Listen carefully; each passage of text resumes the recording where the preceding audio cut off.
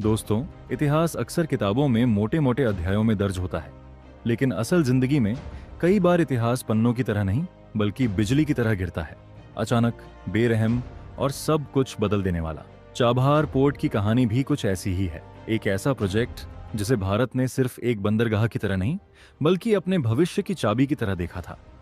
यह केवल concrete, cranes और कंटेनरों का ढांचा नहीं था, बल्कि भारत की उस जिद का प्रतीक था कि वह पाकिस्तान की भौगोलिक नाकेबंदी को तोड़कर सीधे सेंट्रल एशिया, अफगानिस्तान और आगे यूरोप तक अपनी मौजूदगी दर्ज कराएगा।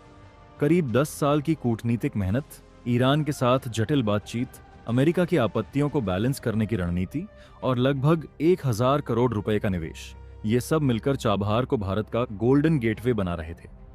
यही वह रास्ता था जिससे भारत न सिर्फ व्यापारिक बढ़त लेना चाहता था, बल्कि चीन पाकिस्तान इकोनॉमिक कॉरिडोर और ग्वादर पोर्ट पर रणनीतिक नजर भी बनाए रखना चाहता था।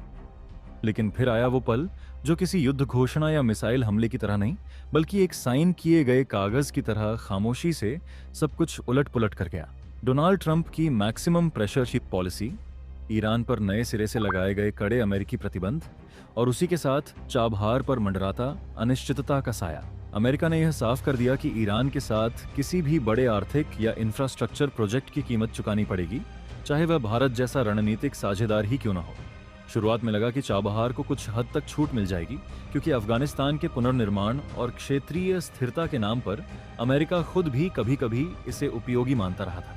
लेकिन भू राजनीति में स्थायी दोस्ती नहीं होती, सिर्फ स्थायी हित होते हैं। और जैसे जैसे अमेरिका ईरान टकराव गहराता गया, भारत का स्पेस सिकुड़ता चला गया। नतीजा ये हुआ कि तेहरान में भारतीय दफ्तरों की गतिविधियां धीमी पड़ने लगीं, फैसले टलने लगे, फंड रिलीज होने में अड़चनें आईं और अंततः वह स्थिति आ गई जिसे कूटनीतिक भाषा में स्ट्रेटेजिक विड्रॉवल कहा गया। सुनने में यह शब्द भले ही स्मार्ट लगे, लेकिन असल में यह एक कड़वी सच्चाई को ढकने की कोशिश है। भारत अपनी बनाई हुई सबसे महत्वाकांक्षी जियोपॉलिटिकल संपत्तियों में से एक को अपने हाथों से फिसलते हुए देख रहा है। सवाल सिर्फ पैसों का नहीं है, हालांकि 1000 करोड़ रुपए कोई छोटी रकम नहीं होती, खासकर तब जब वह विदेशी जमीन पर इंफ्रास्ट्रक्चर में लगी हो। सवाल उस रणनीतिक दृष्टि का है जिसके जरिए भारत ने खुद को एक महज क्षेत्रीय ताकत से आगे बढ़ाकर एक कनेक्टिंग पावर बनाने की कोशिश की थी। चाबहार के बिना भारत का सेंट्रल एशिया तक सीधा रास्ता फिर से धुंधला पड़ जाता है, अफगानिस्तान तक पहुंचने की रणनीति कमजोर होती है और सबसे अहम ग्वादर पोर्ट पर रखी जाने वाली वह निगाह भी कमजोर पड़ती है, जो चीन की बढ़ती समुद्री और लॉजिस्टिक ताकत को बैलेंस करने के लिए जरूरी थी। ग्वादर अब सिर्फ एक बंदरगाह नहीं है, वह चीन के बेल्ट एंड रोड इनिशिएटिव का अहम मोहरा है। हिंद महासागर में चीन की मौजूदगी का प्रवेश द्वार है और पाकिस्तान चीन गठजोड़ की धुरी है। चाबहार से भारत इस पूरे खेल को थोड़ा बहुत संतुलित कर सकता था, लेकिन अब वह संतुलन बिगड़ता नजर आ रहा है। कुछ लोग कहेंगे कि यह भारत की हार नहीं, बल्कि परिस्थितियों के अनुसार लिया गया एक व्यावहारिक फैसला है कि अमेरिका जैसे सुपर पावर से सीधे टकराव की कीमत बहुत भारी हो सकती थी। यह तर्क अपनी जगह सही है, लेकिन इससे यह सच्चाई नहीं बदलती कि इस वापसी के साथ भारत ने एक दुर्लभ रणनीतिक अवसर खो दिया है। अंतर्राष्ट्रीय राजनीति में खाली जगह कभी खाली नहीं रहती। अगर भारत पीछे हटता है तो कोई और आगे बढ़ता है। सवाल यह है कि उस जगह को कौन भरेगा, चीन, रूस या कोई और शक्ति? और अगर भविष्य में हालात बदले भी, तो क्या भारत उसी भरोसे और उसी प्रभाव के साथ चाबहार में लौट पाएगा? या फिर यह कहानी एक ऐसे सपने की तरह याद की जाएगी जो देखा तो गया, लेकिन पूरा होने से पहले ही टूट गया। आज चाबहार सिर्फ एक पोर्ट नहीं, बल्कि एक चेतावनी बन चुका है कि वैश्विक राजनीति में निवेश सिर्फ पैसों का नहीं, धैर्य, जोखिम और कभी कभी नुकसान सहने की तैयारी का भी होता है। आज शायद सबसे बड़ा सवाल यही है कि क्या भारत इस सबक से सीख लेकर अगली बार और ज्यादा मजबूती और ज्यादा बैकअप प्लान के साथ आगे बढ़ेगा, या फिर यह अध्याय इतिहास में एक अधूरी महत्वाकांक्षा बनकर रह जाएगा। आज के इस वीडियो में हम आपको बताएंगे पर्दे के पीछे कौन सा सौदा हुआ, ट्रंप की कौन सी चाल ने भारत की पूरी गणना बदल दी, और क्या यह वाकई भारत की हार है या किसी बड़े खेल की तैयारी। लेकिन उससे पहले, अगर आप वीडियो देख ही रहे हो तो बस 1 सेकंड निकालकर लाइक बटन दबा दो और चैनल को सब्सक्राइब कर लो। आपके लिए 1 सेकंड होगा, लेकिन हमारे लिए बहुत बड़ी मदद है। दरअसल दोस्तों, यह कहानी किसी व्हाट्सएप फॉरवर्ड या यूट्यूब की सनसनीखेज हेडलाइन से शुरू नहीं होती, बल्कि उस जगह से शुरू होती है जहां शब्दों को तौलकर, तारीखों को जांचकर और तथ्यों को छानकर परोसा जाता है। Economic times. और जब इकोनॉमिक टाइम्स का रिपोर्टर पी मनोज यह लिखता है कि चाबहार पोर्ट में भारत की भूमिका अब सिर्फ कमजोर नहीं बल्कि पूरी तरह समाप्त हो चुकी है, तो यह खबर नहीं, एक भू राजनीतिक अलार्म बन जाती है। यह सिर्फ एक पोर्ट के हाथ से निकल जाने की कहानी नहीं है, यह भारत की उस रणनीतिक सोच पर सवाल है जो पिछले एक दशक से चाबहार को पाकिस्तान को बायपास करने वाले गोल्डन गेटवे की तरह देख रही थी। अफगानिस्तान, सेंट्रल एशिया और आगे यूरोप तक पहुंचने का जो सपना चाबहार से जुड़ा था, वह सपना अब फाइलों में बंद होता दिख रहा है। रिपोर्ट के मुताबिक भारत ने चाबहार पोर्ट का संचालन औपचारिक रूप से फिर से ईरान को सौंप दिया है। मतलब ये मान लेना कि अब हम इस खेल में नहीं हैं। न कोई पॉज, न कोई रिव्यू, न कोई रीनेगोशिएशन, सीधा एग्जिट। और यह एग्जिट खाली हाथ नहीं है, बल्कि एक $120 मिलियन यानी करीब 1000 करोड़ रुपए का एडवांस छोड़कर, जो भारत ने पूरे 10 साल के ऑपरेशन के लिए दिया था।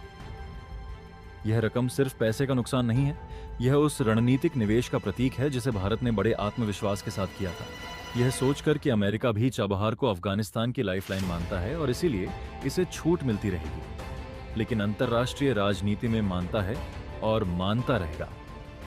इन दोनों के बीच कब खाई बन जाती है, यह अक्सर आखिरी क्षण में समझ आता है। जमीनी हालात इस रिपोर्ट को और डरावना बनाते हैं। इंडिया पोर्ट्स ग्लोबल लिमिटेड, जो चाबहार को मैनेज कर रही थी, उसकी वेबसाइट का न खुलना कोई टेक्निकल गड़बड़ी नहीं, बल्कि एक साइलेंट स्टेटमेंट है। कंपनी के डायरेक्टर्स और सीनियर अधिकारियों के इस्तीफे इस बात का संकेत हैं कि यह फैसला सिर्फ दिल्ली में नहीं, बल्कि न्यूयॉर्क, वॉशिंगटन और जिनेवा के फाइनेंशियल गलियारों में बैठकर लिया गया है। अमेरिकी ब्लैकलिस्ट का डर कोई काल्पनिक चीज नहीं है।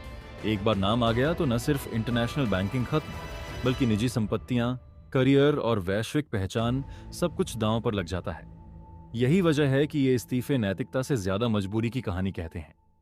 अब अगर हम पीछे मुड़कर देखें तो 30 सितंबर 2025 एक टर्निंग पॉइंट की तरह उभरता है, जब डोनाल्ड ट्रंप ने एक लाइन में सब कुछ बदल दिया। चाबहार पोर्ट पर अमेरिकी प्रतिबंध लगाए जाएंगे। यह बयान सिर्फ ईरान के खिलाफ नहीं था, यह उन सभी देशों के लिए चेतावनी थी जो ईरान के साथ विशेष छूट की उम्मीद पाले बैठे थे।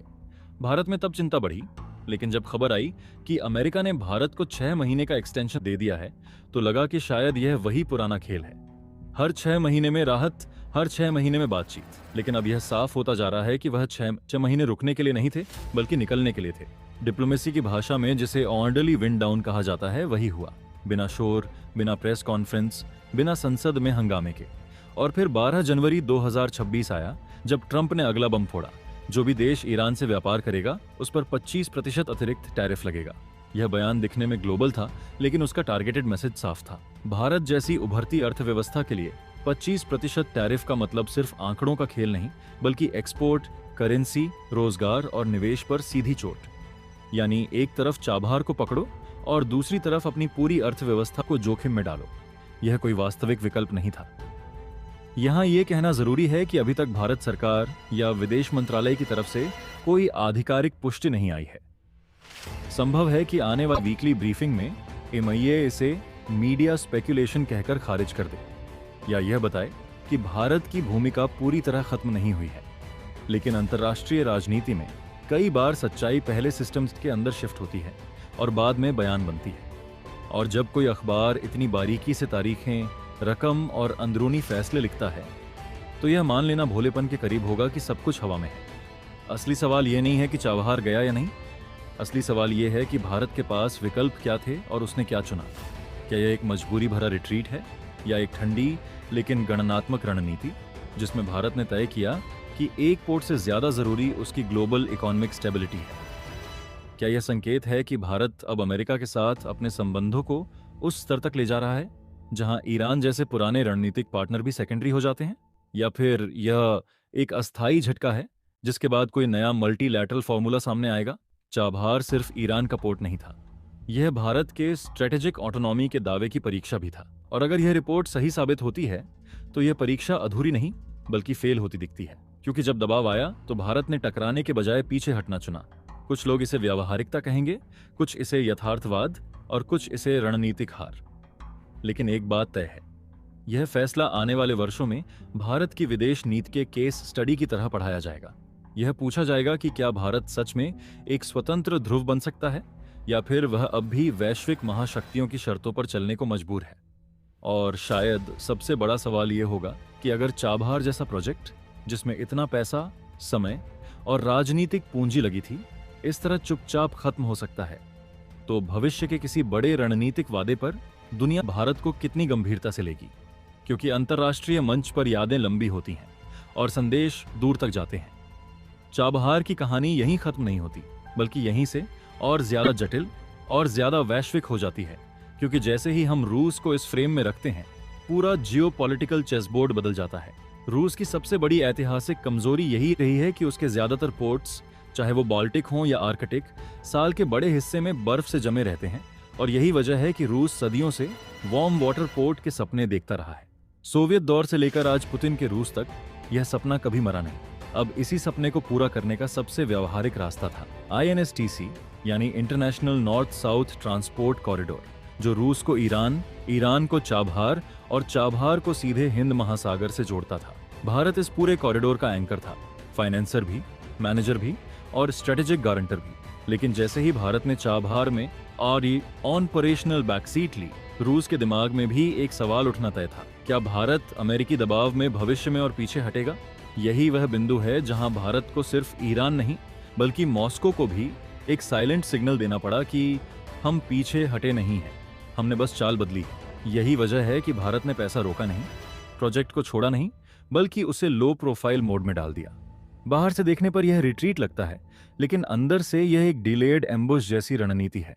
अब सवाल सीधा है, क्या भारत ने समय रहते सही कदम उठाया या फिर हमें अमेरिकी दबाव के आगे झुकना नहीं चाहिए था?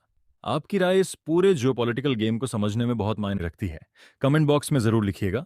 और दोस्तों, यह थी आज की बड़ी खबर, जो काफी रिसर्च और मेहनत के बाद हमने आपके सामने रखी है। तो अगर आप हमारी मेहनत को सपोर्ट करना चाहो तो वीडियो को लाइक करें, चैनल को सब्सक्राइब करें और अपने दोस्तों से शेयर कर दें, ताकि उन्हें भी यह जानकारी मिल सके।